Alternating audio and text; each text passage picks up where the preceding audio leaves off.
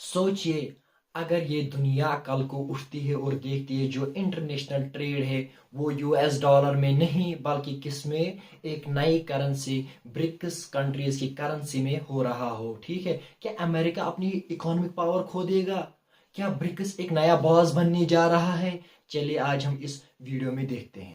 अस्सलाम वालेकुम friends, myself Suhail Ahmad Zargar. Today we will know about the real power politics. आज हम सिंपल शब्दों में समझेंगे रियल पावर पॉलिटिक्स। ये खाली वीडियो नहीं है, ये खाली न्यूज़ नहीं है, बल्कि हम किसके बारे में समझ सकते हैं, जो फ्यूचर ग्लोबल इकोनॉमी है उसके बारे में। आइए जानते हैं। सेकंड वर्ल्ड वॉर के बाद क्या हुआ, जो डॉलर है वो एक ट्रस्टेड करेंसी बन गई।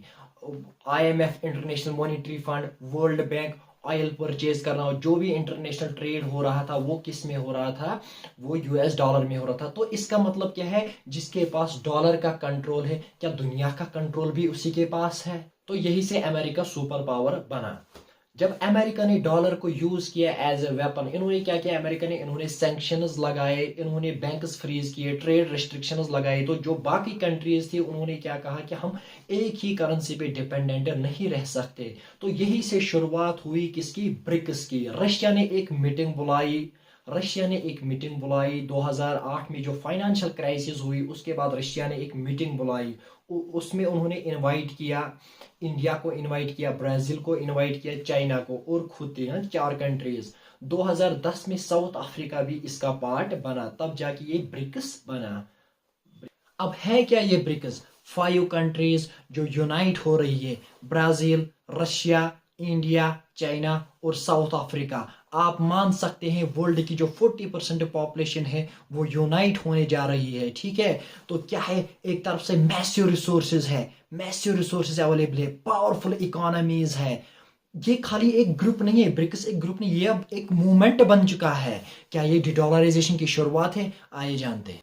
3 बड़े स्टेप्स जो ब्रिक्स लेने जा रहा है। एक है अपनी लोकल करेंसीज में ट्रेड, दूसरा है डॉलर सिस्टम से दूरी बनाए रखना, तीसरा है ब्रिक्स पेमेंट सिस्टम या करेंसी का इस्तेमाल करना फ्यूचर में। इसी को हम कहते हैं डिडॉलराइजेशन। क्या ये डॉलर के लिए वार्निंग है? अब सच क्या है, सवाल यही है, क्या डॉलर गिर रहा है?